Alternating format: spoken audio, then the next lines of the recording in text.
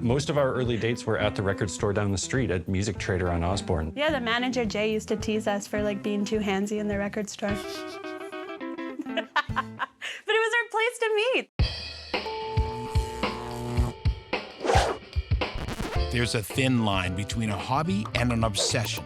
In Winnipeg, you'll find a huge cross-section of people salvaging, repairing, and collecting vintage stereo equipment. There are others who design and build their own gear from the ground up. Whether driven by nostalgia, a love of music, or passion for industrial design, you don't need deep pockets to experience sonic bliss at home. My name is Spencer Payne. And I'm Benjamin Strobel, and we met through collecting records and fell in love that way. Why don't you dig through there to make it interesting? Dun, dun, dun. There you go. Pop that on. Thank you.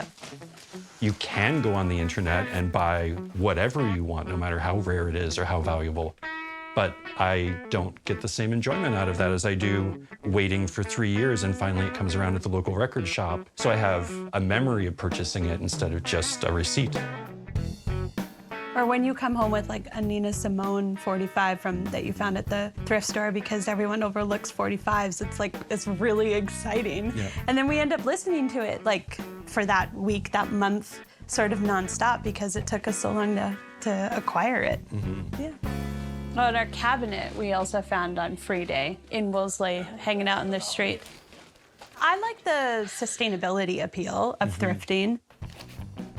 Starting a record collection is a very frivolous thing when you're an artist, but having mostly thrifted things is kind of the way to supplement that. But also, like, I like vinyl because of the story on the record. The notes that you will find in a sleeve or the things that you find together that you kind of go, whose record collection was this? Is so cool. Ben's a really big Devo fan, so having Whip It is good. Oh yeah, and this was like, we had found some Run DMC just to make sure that we had a good dance party going. You know, like that was what you could find for dance music for a jukebox, right? I think part of why we listen to vinyl and have a reel-to-reel player and stuff is because when you have equipment that gets above just okay or just able to play it, it kind of opens up new sonic doorways and you can hear new bass lines in a record that you've heard 100 times or a new melody somewhere or a new note that's sung in the background. I find that you can't really get that with a streaming service. Once a month for sure. One of us is sitting down playing a handful. The tape that's on there is the one that was on there when I bought it, which is a 2-track recording of a bunch of gospel music at someone's wedding. The Ronettes, Baby I Love You, Love Stinks, Prince. Not everybody's happy at a wedding. No.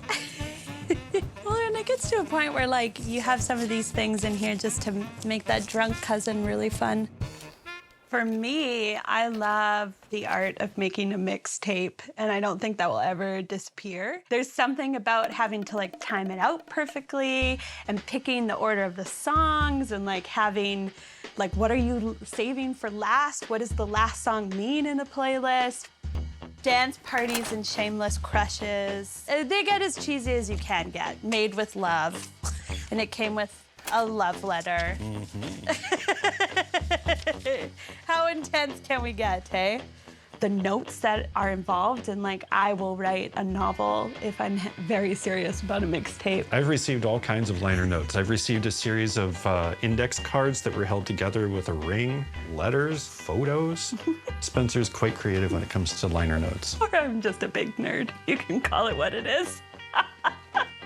Part of the reason why I realized Ben was worth merging record collections with is that he was one of the first person who actually made me a mixtape over like a playlist on Spotify. Here are some of our mixtape love stories. This is the one that Ben gave me that's so lovely, it's called Love, and it's so uncool because I had broken up with him. But then these are his in-depth liner notes with this like beautiful picture of my patio that he drew, which is really fun and special. Yeah, I climbed the fire escape of the building next door and threw it onto her patio. Yeah.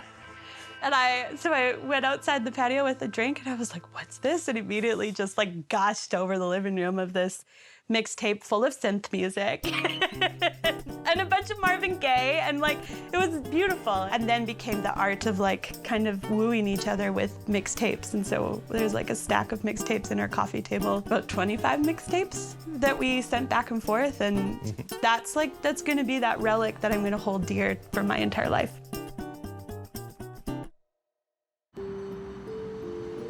Music can be a time machine, a memory that transports us to places we've been and forever connects us to people we love.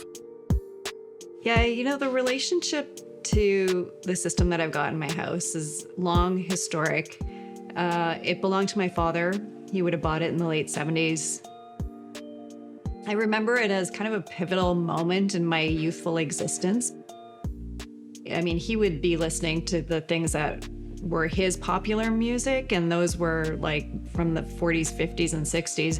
And I, of course, came home and with my Sex Pistols and Pink Floyd and all sorts of other madness, and he was, of course, yelling at me like, what's that music and all that sort of thing. So it goes back to like a whole like family dynamic that evolves around this whole system. He passed away in 2017, and I inherited not only the system, but a whole lot of others. Complicated by the fact that you're just trying to unpack a life. You're like, what am I going to do with all this stuff? It lurked in the basement for a long time. It took up a lot of space, kind of physical space as well as emotional space. I'm really rediscovering the feeling of like sitting down and listening to music. A lot of the cool albums that I had are long gone. Oddly enough, a lot of my dad's stuff is still there, and it's kind of weird and kind of wonderful. It brings you back to a place.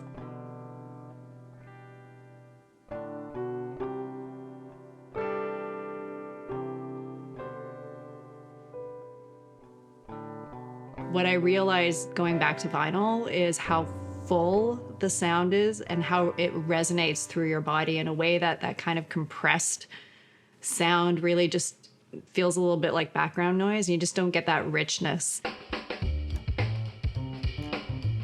It's just a really different experience, maybe at different points in your life as well. So what I find right now is that you actually have to sit down, take some time, take a breath, pour yourself a glass of wine, and take that, 20 minutes or so just to listen, to observe the world outside your window, and just really be in the moment. The relationship that I have with my kids when it comes to the vinyl is probably a little bit different than I had with my dad. He would come and scream at me for that crazy music that I was listening to. It didn't make any sense, it was too loud. And my kids are bringing back really cool music. It's kept us in touch, but it's also like, it's just really cool music. So I think we're actually having a more shared experience. It's not quite as antagonistic as it was. Why'd you buy the album? Like, why'd you buy the vinyl? It was clear and it looked nice. That's it. I think the rediscovery of this has actually brought me closer to my own history and my family history. My daughter actually looked at the cover art for one of these singles. It's called Party Time, and there's like a table overflowing with booze, like just cocktails galore. People are dancing. She just looked at this and I think people were having a lot more fun back then.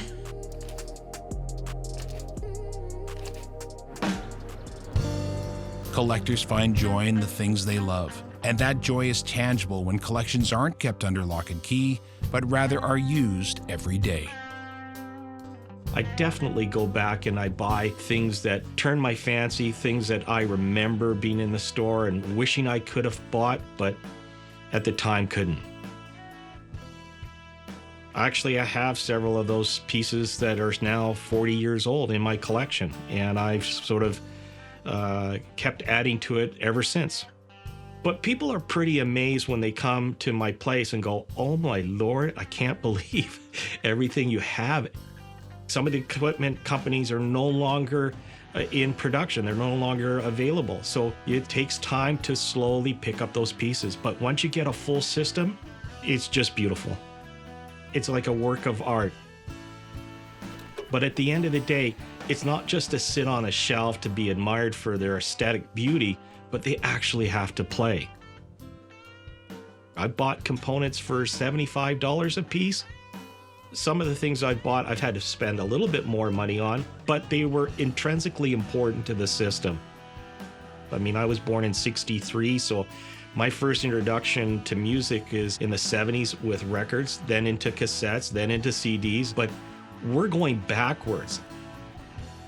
We've had the most cassettes sold last year in 25 years, and actually record vinyl outsold CD last year. So what are you playing that material on? You're going back and you're buying record players, cassette players. There's a certain enjoyment by not only listening to music, but being able to physically manipulate that music. Can you hear the difference? Yes. A lot of people go, well, it's pretty minor, but it's wrapped up with all the other tactile emotions. I mean, listening to music is feeling it in your chest, feeling it in the vibrations, feeling it by manipulating the product itself. Was it in a sleeve, a cassette case? What came with it? But the sound quality is, I think it's better. I just think it's more real. I think there's a point where I'll tap out. I think there's a point in reasonable terms that I'm not going to be a hoarder and start putting in racks and racks and stacking in equipment on its side because I can't plug it in, I can't play it. I like what I collect to play, and that instantly gives me a limit. I have 2 other rooms in the house that have other systems in them, but at the end of the day, I have what I really, really like, and it's amazing. It sounds amazing. It's beautiful.